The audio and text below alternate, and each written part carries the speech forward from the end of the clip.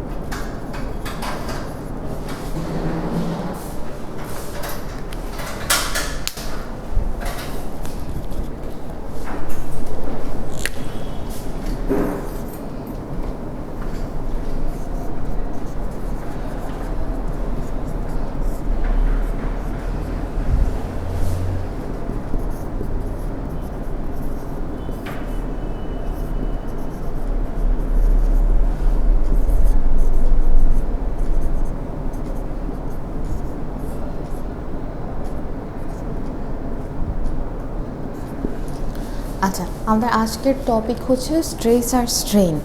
এর আগে আমরা হলো প্লাস্টিক নামের একটা চ্যাপ্টার পড়েছি, সেটাতে বেসিক্যালি আমরা প্লাস্টিক আর রাবারের ডিটেলস সম্পর্কে জেনেছি। তো আজকে বেসিক্যালি আমরা ইঞ্জিনিয়ারিং ম্যাটেরিয়ালসের একদম একটা কোর টপিক, সেটা হচ্ছে স্ট্রেস আর স্ট্রেন সম্পর্কে জানবো। তো এখন আমাদের ফার্স্ট কোয়েশ্চেন আসতে পারে যে স্ট্রেস জিনিসটা কি। স্ট্রেস বেসিক্যালি যদি আমি একটা জিনিসের উপর, একটা ক্রস সেকশনাল এরিয়ার উপর যদি আমি ফোর্স অ্যাপ্লাই করি, ধরো এই বোর্ডটা যেটা আছে এটার উপর যদি আমি এখানে ফোর্সটা অ্যাপ্লাই করি, যে এরিয়াটার ধরো এই এরিয়াটার উপরে আমি ফোর্স অ্যাপ্লাই করছি, এই মার্কারটা দিয়ে ফোর্স অ্যাপ্লাই করছি, আমার অ্যাপ্লাইড ফোর্স আর যেই এরিয়াটার উপর আমি ফোর্স অ্যাপ্লাই করেছি এই দুইটা এরিয়ার যে রেশিও, মানে এই দুটো জিনিসের যে রেশিও, সেটাই হচ্ছে আমার স্ট্রেস। স্ট্রেসটা বেসিক্যালি তাহলে কি, স্ট্রেসটা হলো কোনো একটা ক্রস সেকশনাল এরিয়ার উপর অ্যাপ্লাইড ফোর্সের যে রেশিও, সেটাই হচ্ছে আমার স্ট্রেস। ওকে, আচ্ছা, এখন স্ট্রেস জিনিসটা হলো থ্রি টাইপসের। First one is tensile stress, তারপর হলো কম্প্রেসিভ স্ট্রেস, আর লাস্টে হচ্ছে আমার শিয়ার স্ট্রেস। এখন এই তিনটা টাইপ আমি এক্সপ্লেন করি। ধরো একটা জিনিসের উপরে তুমি ফোর্স অ্যাপ্লাই করবা, ফোর্সটা কিন্তু আমরা মানে বলতে গেলে তিনভাবেই অ্যাপ্লাই করতে পারি। তিনভাবে কীভাবে? ধরো এটা হচ্ছে আমার মেইন অবজেক্টটা, এটার উপর আমি ফোর্স অ্যাপ্লাই করব। আমি এটাকে দুপাশ থেকে চাপ দিতে পারি, দুপাশে টেনে লম্বা করতে পারি, আবার আমি একটা অ্যাঙ্গুলারলিও মানে অ্যাঙ্গেল করে ফোর্স অ্যাপ্লাই করতে পারি, তাই না? আচ্ছা, এখন টেনজাইল ফোর্সটা কি, যখন আমি এটার দুই দিকেই সমান ফোর্স অ্যাপ্লাই করে ওকে টানবো, এদিকেও সমান ফোর্স এদিকেও সমান ফোর্স অ্যাপ্লাই করে ওকে টানছি, সেই ফোর্সটাকে বলবো আমরা টেনজাইল ফোর্স। ফাইন। আর কম্প্রেসিভ ফোর্সটা কি, কম্প্রেসিভ ফোর্সটা সেম, এই ফোর্সটা অ্যাপ্লাই করেই আমি যদি ওকে কম্প্রেস করি, মাঝখানে প্রেশার দিই, সেই ফোর্সটাকে বলবো আমি কম্প্রেসিভ ফোর্স। আর শিয়ার ফোর্সটা কি, শিয়ার স্ট্রেসটা কি, শিয়ার স্ট্রেসটা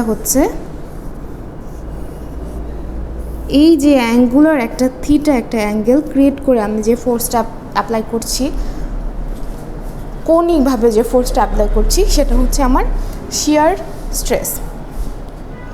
আচ্ছা, এখন আমি স্ট্রেস বলে ফেললাম, তাই না? স্ট্রেস কি, আমি ফোর্স অ্যাপ্লাই করতেছি, একটা জায়গায় ফোর্স অ্যাপ্লাই করতেছি ওইটা, আর তার যে এরিয়ার উপর ক্রস সেকশনাল এরিয়ার উপর আমি ফোর্স অ্যাপ্লাই করতেছি, সেই দুইটার রেশিও আমার স্ট্রেস।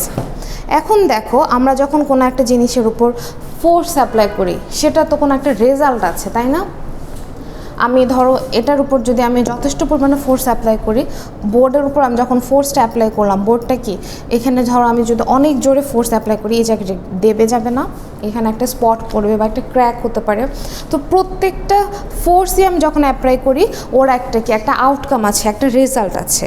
স্ট্রেন জিনিসটা হলো, আমি এই যে ধরো এই জিনিসটার উপর টেনজাইল ফোর্স অ্যাপ্লাই করলাম, টেনজাইল ফোর্স অ্যাপ্লাই করার কারণে কি হবে, দুপাশে আমি সমান ফোর্স দিয়ে টানতেছি, তো দুই দিক দিয়ে দেখবা ওর লেন্থটা কিছুটা হলেও বেড়ে যাবে। ওর আগের লেন্থ যদি হয় এল, আমি শিয়ার টেনজাইল স্ট্রেস অ্যাপ্লাই করলাম, এর কারণে হচ্ছে ডেল এল পরিমাণ ওর লেন্থ ধরো বেড়ে যাচ্ছে। এই যতটুকু পরিমাণের লেন্থ বাড়তেছে সেটা আর এর অরিজিনাল লেন্থের যেই রেশিওটা সেটাই হচ্ছে আমার স্ট্রেইন। তাহলে স্ট্রেইন আমি কি বলতে পারবো, যতটুকু পরিমাণ আমার দৈর্ঘ্যে পরিবর্তন হচ্ছে সেটা আর আমার যে অরিজিনাল লেন্থ আছে এই দুইটার রেশিও হচ্ছে স্ট্রেইন। এখন আমরা এখানে একটা ইম্পর্টেন্ট জিনিস দেখব, সেটা হচ্ছে ফোর্স আর এরিয়া বলতেছি। ফোর্সের একক কি? নিউটন। আর জেনারেলাইজ আমরা এখানে যেটা ইউজ করব নিউটন। আর হলো আমরা যেই ক্রস সেকশনাল এরিয়ার জেনারেল আমরা যদি মিটার ধরি আমি, তাহলে হলো আমার এরিয়ার জন্য আমার মিটার স্কোয়ার। দ্যাট মিনস স্ট্রেসের ইউনিট হচ্ছে আমরা nm-2। স্ট্রেসের জন্য আমরা এই হলো এটা ইউজ করব, ভ্যালুর সাথে আমরা nm-2 এটা হচ্ছে আমরা ইউজ করব। আচ্ছা, আর স্ট্রেইনের ক্ষেত্রে দেখো ডেল এল মিটারে যদি আমরা ধরি এম, আর নিচে হচ্ছে লেন্থের যে ইউনিট আমরা ইউজ করি সেটা সেম। সো হচ্ছে জেনারেলি স্ট্রেইনের কিন্তু কোনো ইউনিট নাই, আর স্ট্রেসের ইউনিট হচ্ছে নিউটন পার মিটার স্কোয়ার। আচ্ছা, এখন এখানে আরেকটা ইম্পর্টেন্ট জিনিস, সেটা হচ্ছে স্ট্রেইনেরও হচ্ছে 3টা টাইপ। যেহেতু আমাদের স্ট্রেসের আমরা বলতেছি 3টা টাইপ স্ট্রেস আছে, টেনজাইল স্ট্রেস, কম্প্রেসিভ স্ট্রেস আর হচ্ছে শিয়ার স্ট্রেস। তাই আমরা যখন এই স্ট্রেসগুলো অ্যাপ্লাই করব, আমার যেই রেজাল্টটা যে স্ট্রেনটা হবে সেটা হবে 3 টাইপের। So tensile strain, compressive strain আর শিয়ার স্ট্রেন। বসো। রাশেদ কোথায়? এত দেরি হলো যে? ম্যাম গাড়ির অবস্থা ভালো না, আজকে গাড়ি রোডে কম। ও জ্যাম নাই, তবে গাড়ি কম। হ্যাঁ, আজকে জ্যাম ছিল না। তোমাদের ইন্ডিয়া ট্যুর কেমন হলো? আলহামদুলিল্লাহ। কোথায় কোথায় গেছো?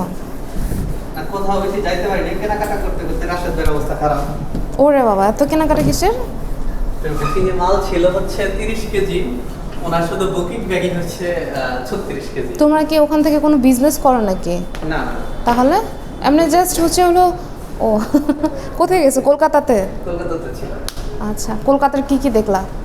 এই তো হাওড়া ব্রিজ, তারপরে আপনার এই ঘোরাঘুরির এরিয়া তো বড় বাজার, নিউ মার্কেট এরিয়া। কয়দিন ছিলা? গেছিলাম ভিক্টোরিয়াতে গেছিলাম। আমরা টোটাল 4 দিন ছিলাম। 4 দিন।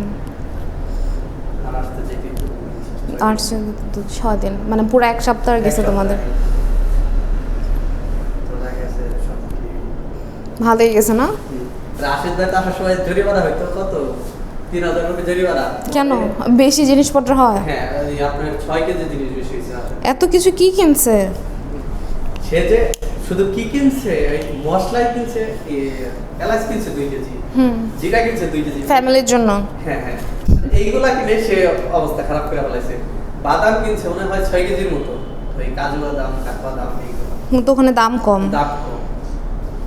মানে সে যা যা পাইছে, হ্যান্ড ওয়াশগুলা buy one get one free চলতেছে, ওইগুলো ইচ্ছা মতো কিনছে। এগুলো তো দেশে ও স্বপ্ন টপ্নতেও এরকম অফার থাকে, মাঝে মাঝে অফার থাকে, কিন্তু সেই হিসাবে স্বপ্নের হিসাবে ওদেরটার একটু প্রাইসটা অনেক সস্তা। হ্যাঁ, আপনার প্রায় 2 কেজির মতো পরে হচ্ছে বাংলাদেশে 300 টাকা এই হ্যান্ড ওয়াশটা। আবার হচ্ছে আপনার যে নিভিয়া বডি মিল্ক লোশন, যেটা সেটা তো স্বপ্নতে 400 ml একটা বেচতেছে 950 টাকা করে, এখন মনে হয় ছাড় দিচ্ছে 40%। তারপরেও আর ওদের এখানে হচ্ছে 460 টাকার মধ্যে 60 রুপির মধ্যে buy one get one free চলতেছে। তো ভালো। দর দিন মানে এইগুলা পাই ইচ্ছা মতো নিচ্ছে। কয় কেজি হইতেছে এটা দেখা লাস্ট মুহূর্তে বাসমতি চাউল নিয়েছি দুইজনে 10 কেজি, মানে 1 প্যাকেট কিনলাম 1 প্যাকেট ফ্রি। তো ভাবলাম তাহলে একটা কিনে দুজনে ভাগ করে নিতে, প্রাইসটা দুজনে শেয়ার করে নিই। পরে 1000 রুপিটা তা আপনারা চালও কিনছেন? হ্যাঁ, শুধু চাল কিনছি। তো পরবর্তীতে কি হয়েছে, এখন তো ওজন দেয় রাশেদের জিনিস 17 কেজি বেশি। এখন কি করবো? টোটাল কয় কেজি আনছে উনি? 30 কেজি আর সাথে 17 কেজি বেশি। 17 কেজি বেশি, তো 47 কেজি। হ্যাঁ, তো পরবর্তীতে কি করছি, মানে আমার হচ্ছে আমার কিছু নাই এরকম, আমার হচ্ছে 23 কেজির মতো। পরে বলছি আপনার দুইটা দেয়া, মানে এক লাগে তো 36 কেজি, আমার হচ্ছে 23 কেজি, দুইটা মিলে মোটামুটি 60 কেজি যায় বুকিং এ, ওইটাই দিচ্ছি। আর হচ্ছে 12 কেজি বেশি থাকে, এখন 5 কেজি কি করুন, 5 কেজি চাউল বিক্রি করে ফেলেছি। ওনার চাউলটা ছিল ওটা বিক্রি করছি, ওইটা বিক্রি করে যে যাই আসুক, এয়ারপোর্টে গেলে তো খালি দিত, কিছু করার নেই। তারপরে 6 কেজি বেশি নিয়ে এয়ারপোর্টে আসছি। পরে এসে আমাদের টাঙ্গাইলের যে লতিফ সিদ্দিকী আছে না, কাদের সিদ্দিকী, ওনার এক ভাই ছিল, ওনার সাথে পরিচয় হয়ে ওনার জিনিস কম ছিল, ওনারে হচ্ছে 6 কেজি জিনিস দিচ্ছে দুইজনে মিলে, এটা আপনি নিয়ে যান, এরপরে যাই নিয়ে কারণ হচ্ছে এখন 3000 রুপি জরিমানা চাইছে। আর রাস্তার পাশে মনে হয় দুইজন মিলে সর্বসাকুল্য হয়তো 1500 রুপির মতো আছে। তো ভাবলাম পর ওনার সাথে কন্ট্যাক্ট করে ওনার দিয়ে দিলাম, তারপরে সেইভাবে আসি। তারপরে তো দুইজনের হাতে কইরা যে অবস্থা করে মানলেইছি এর তো লাস্ট আবার ভাই দেখছো মাল বেশি হয়েছে, আমি কেন তো কইছি আপনি তো সমানে কিনার তালিয়ে দিয়েছি। এই হচ্ছে অবস্থা। চাউল রাখে পাখি আসলে তো হাতে করে মনে হয় নিয়ে আসতে পারতাম, আমি কি আপনার ওই পারি না নেওয়ার জন্য, আর আপনি এই চাউল এত আরতে দিবেন ওই তালিম দিয়ে টেনশন নিয়ে পরে গিয়ে আপনার এখান থেকে দিয়ে দিয়েছেন। পরে চাউল আজকে আমি আলাদা করে রেখে আসছি, কিন্তু আসার সময় মানে খুব তাড়াহুড়া করে বেরিয়েছে, আমার খেয়াল নেই চাউল। পরে রাস্তা ধরে কইলাম যে সামনে সপ্তাহে আবার এই আচ্ছা, তোমাদের সাথে আমার কিছু কথা ছিল এক্সাম নিয়ে, সেটা বলতেছি। সেটাই, কারণ এরপর তো মনে মিড টার্মের আগে তো আমাদের ক্লাস নাই, আগামী সপ্তাহ থেকে তো মিড টার্ম, আমরা তো অনলাইনে দিব, তো সেই ক্ষেত্রে হয়তো ঠিক আছে। কি জানি বলতে নিলাম, ভুলে গেলাম। কি অবস্থা রাশেদ? কেমন গেল ট্যুর? আপনাদের ট্যুরের গল্প শুনতেছিলাম। আপনি নাকি কেনাকাটা করতে করতে পুরো অস্থির হয়ে গেছেন। একটু বেশি হয়ে গেছিল আর কি, লাগেজের ওজনে 36 কেজি হয়ে গেছিল। হ্যাঁ, তারপর বলা আপনার নাকি চাল ফেলে আসছেন। চাউলটা বেশি হয়ে গেছিল আপনার 36 কেজির পরে আবার হ্যান্ড ব্যাগ ছিল 8 কেজি। এরপরেও আবার আমাদের দুজনের মিলে আরেকটা ব্যাগ ছিল হ্যান্ড ব্যাগ, ওটার মধ্যে হয়ে গেছিল 17 কেজি। তো এয়ারে বুকিং দেওয়া যায় মাত্র 30 কেজি, যার কারণে একটু প্রবলেমও হয়ে গেছিলাম। চাউলটা রেখে এসেও তারপরেও আমাদের 8 কেজির মতো বেশি হয়ে গেছিল। বিমানবন্দরে আবার আমাদের টাঙ্গাইলের একটা লোক পাইছি, তো আমাদের টুকুন যখন বেশি হয়ে গেছে তখন বলতেছিল যে 3000 রুপি লাগবে। তো আমাদের ওই টাঙ্গাইলের লোকটা বলতেছে তাহলে আমাদেরটাই দিয়ে দেন। আমাদেরটাই দেওয়াতে আমাদের ওই টাকাটা বেঁচে গেছে। টাকাটা বাঁচার সবচেয়ে বড় কথা জিনিসগুলো ফালিয়ে দিয়ে আসতে তোরার ছিল। হ্যাঁ, তা এরকম যে আমার এক রিলেটিভ আর কি, আমার মামার শ্বশুর, ওনারা হচ্ছে সৌদি থাকে, তো সৌদি আর দুবাই থাকে। তো ওনারা যাওয়ার সময় এরকম রান্না বান্না করে তো সবাই দিতেই থাকে, গ্রাম থেকেও দিতে থাকে, ঢাকা থেকেও দিতে থাকে। তো লাস্টবার গত বছরে যাওয়ার সময় এদের মানে যেই রোস্ট রান্না করে দিছে, প্রায় হচ্ছে 24 পিস রোস্ট, 2-3 কেজি গরু মাংস রান্না, সব হচ্ছে এয়ারপোর্টে ফেলে গেছে, 2 কেজি ছাড়া। আমি এরকম একদিন এয়ারপোর্টে পড়ছিলাম, মানে প্রায় হচ্ছে 6-7 কেজি বাড়তি ছিল। তো হচ্ছে ওইটা আর নেওয়া সম্ভব না কিছুতেই। তো এই যে এতগুলো রোস্ট, গরুর মাংস রান্না করা, তারপর ছানা কিনে দেওয়া, এইগুলো সব এয়ারপোর্টে ফেলে গেছে। কিছু করার নাই। আমার তারপরেও ধরছিল বাংলাদেশ এয়ারপোর্টে ইমিগ্রেশন পাস করে যখন আমরা আসলাম, তখন আবার আমার টাকা পড়ছে যে আপনার লাগেজের ওজন এত বেশি কেন, কী করছেন, কী করেন? পরে বললাম আমি টেক্সটাইল ইঞ্জিনিয়ার, আমার কার্ড আছে, দেখালাম। পরে এত কেনাকাটা করছেন, ওই যে 3 ছেলে আছে, কারোর জন্য তো একটা কেনা যায় না, কিনলে আমার 3টা কিনতে হবে। তারপর বেশি হয়ে গেছে, পরে জিজ্ঞেস করলো দেশের বাড়ি টাঙ্গাইল, দেশি মানুষ, আর কিছু বললাম তো ভালোই, তো ভালোই সময় কাটাছে না? তবে এই তারিখে এয়ারপোর্টে একটু বেশি প্যারা দিছে। আমি এর আগের বার যখন আসলাম তখন এত প্যারা দেয়, কিন্তু আমার ওদের এয়ারপোর্টে প্রচুর প্যারা দিছিল। এয়ার ইন্ডিয়ার মানে সিস্টেমটা একটু বাজে। আপনার এই যে আমরা 7 কেজি বুকিং হ্যান্ড ক্যারিতে, অত 8 কেজি আনছি, কোনো কিছু বলে নাই। এয়ার ইন্ডিয়াতে 1 কেজি বেশি হইলো তার জন্য ফাইন রেখে কোনো জিনিস ফালাই যায়। পরে এর জন্য আমি এয়ার ইন্ডিয়াতে এবার টিকিট কেটে হ্যান্ড ক্যারিতে এত বেশি আনা যাবে জানলে তাহলে আমরা চাউলটা রেখে আসতাম না, নিয়ে আসতাম।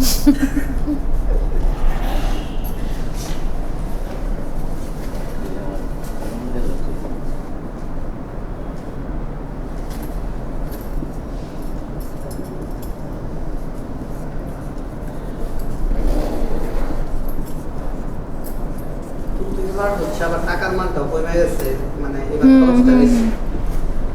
কত খরচ করলো টোটাল আপনাদের? লাখ টাকার উপরে গেছে দুইজনের। আমি 1.5 লাখ টাকার কাছে আছে। হ্যাঁ, এরকম। আমি 80,000-এর মতো নিয়ে গেছিলাম। আপনি কি জাস্ট শপিং পারপাসে গিয়েছিলেন? না, ওই যে আমার একটা রেকর্ডিং ছিল, রেকর্ডিংটা করে আসলাম। ও গানের, ওরে বাবা, তো আপনি গান নিয়ে ভালোই ইয়ে। হ্যাঁ ম্যাডাম, তো আমার ফেসবুক পেজের সাথে নাই কানেক্ট নাই, তাহলে হয়তো কিছু পাইতেন না। প্লেব্যাক টেব্যাক গান নাকি? হ্যাঁ, সব টাইপেরই করি। বেসিক্যালি আসলে আগে ব্যান্ড করতাম, এখন মাঝে মধ্যে ক্লাসিক্যাল করি। আচ্ছা আচ্ছা, মুভি টুভিতে গান? না, মুভিতে গাই না এখনো, মানে শুধু শখ করে গান গাওয়া। মিডিয়া লাইনে আসার খুব একটা ইচ্ছে নাই আর কি। মিডিয়া লাইনটা বাদ। আচ্ছা দেখেন, আপনাদের হলো 2টা চ্যাপ্টার বলছিলাম না, আমি আজকে আপনাদের লেকচারগুলো দিয়ে দিছি। দেখবেন লেকচার 1 আর লেকচার 8, 9, 10, 11, 12, না 9, 10, 11, 12, 5টা লেকচার আছে। এগুলোর উপরে মিড হবে জেনারেলি। আচ্ছা, এখন হুকস ল কি? লাস্ট ক্লাসে আমি স্ট্রেসের স্ট্রেনের কথা বলছিলাম। হ্যাঁ, হুকস লটা কি? হুকস লটা বেসিক্যালি হলো ইলাস্টিক লিমিটের মধ্যে স্ট্রেস আর স্ট্রেন প্রপোর্শনাল। স্ট্রেস জিনিসটা কি? স্ট্রেস হলো আমি এই যে একটা জিনিসের উপর ফোর্স অ্যাপ্লাই করলাম, এই ফোর্স আর এই যে এরিয়াটার উপর ফোর্সটা অ্যাপ্লাই করেছি না, এই যে দেখেন এরিয়াটার উপর ফোর্স অ্যাপ্লাই করলাম, আমার অ্যাপ্লাই করা ফোর্স আর এই এরিয়াটার যে রেশিও সেটাই আমার স্ট্রেস। এখন কোনো একটা জিনিসের উপর আমি ফোর্স অ্যাপ্লাই করলে কিছুটা ডিফর্মেশন হয় না? ধরেন এই জিনিসটা আমি টানতেছি, দুই দিক থেকে সমান বলে টানতেছি, যদি ও ইলাস্টিক কোনো একটা জিনিস হয় ওর লেন্থে কি চেঞ্জ হবে না? যদি আমি পর্যাপ্ত পরিমাণে টানি, যেই লেন্থ চেঞ্জটা হয়, মানে যেই অনুপাতে যেই হারে লেন্থ চেঞ্জ হয় সেটাই আমার স্ট্রেইন। বুঝে গেছে? এখন আমি যে ফোর্সটা অ্যাপ্লাই করতেছি, যে স্ট্রেসটা অ্যাপ্লাই করতেছি সেটা, আর যে ডিফর্মেশন, স্ট্রেইন মানে ডিফর্মেশন। আমরা স্ট্রেস আর স্ট্রেনের বাংলা নাম আমি ভুলে গেছি। স্থিতিস্থাপকতা পড়েছি না ফিজিক্সে? হ্যাঁ, স্থিতিস্থাপকতার মধ্যে স্ট্রেস আর স্ট্রেন আছে, বাংলাটা আমি ভুলে গেছি। পীড়ন পীড়ন পীড়ন পীড়ন পড়েছি না? পীড়ন স্ট্রেস, আর আরেকটা ছিল কি? বিকৃতি। পীড়ন আর বিকৃতি পড়েছি আমরা। বিকৃতি স্ট্রেন, পীড়ন স্ট্রেস। হ্যাঁ, এখন স্ট্রেস আর স্ট্রেন এই দুটা সমানুপাতিক। মানে আমি যে যতটুকু, উনিও আপনাদের সাথে পরের ক্লাসে 11:30 বেজে গেছে না, আর একটু সময় দেন। আচ্ছা, এখন কি হুকসের লটা কি? হুকস ল স্থিতিস্থাপকতার সীমার মধ্যে পীড়ন আর বিকৃতি সমানুপাতিক। সেই আমরা যে স্ট্রেস লিখেছি, স্ট্রেন সমানুপাতিক চিহ্ন। এখন এটা কি জানেন যে সমানুপাতিক চিহ্ন ব্যবহার করলে ইকুয়াল দিয়ে দেওয়া যায় একটা ধ্রুবক এনে? এটা তো জানার কথা, ডিপ্লোমা যেহেতু করেছেন। স্ট্রেস ইকুয়াল টু একটা ধ্রুবক এনেছি আমি, একটা কনস্ট্যান্ট এনেছি স্ট্রেন। এখন এই ধ্রুবকটাকে পাশে নিয়ে আসলাম, স্ট্রেস ভাগ স্ট্রেন। এখন স্ট্রেসকে আমরা প্রকাশ করি এটা দিয়ে সিগমা, আর হলো এপসাইলন দিয়ে স্ট্রেন। তাহলে এটা আমার হুকস ল। এটাগুলো পরীক্ষায় আসবে, হ্যাঁ, লিখে রাখেন। আচ্ছা, এখন ইয়াংস মডুলাস কি? ইয়াংস মডুলাস আমরা স্ট্রেস 3 টাইপের। ধরেন একটা জিনিস চিন্তা করেন, যে ধরেন এই মার্কারটাই চিন্তা করেন, ওকে আমরা টানতে পারবো, বল প্রয়োগ করে টানতে পারবো না?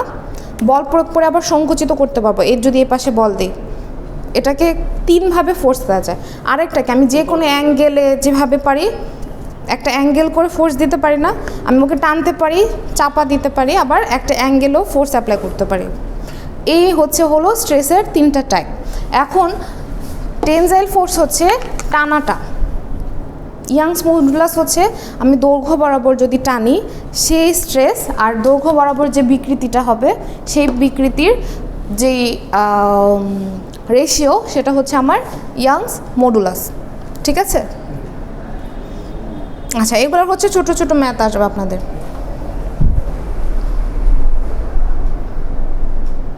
আচ্ছা, এই পর্যন্ত থাকুক, তারপরে ওগুলো আমি রেকর্ডিং দিয়ে দিব ইউটিউবে। করেন, রেকর্ডিংটা বন্ধ করেন।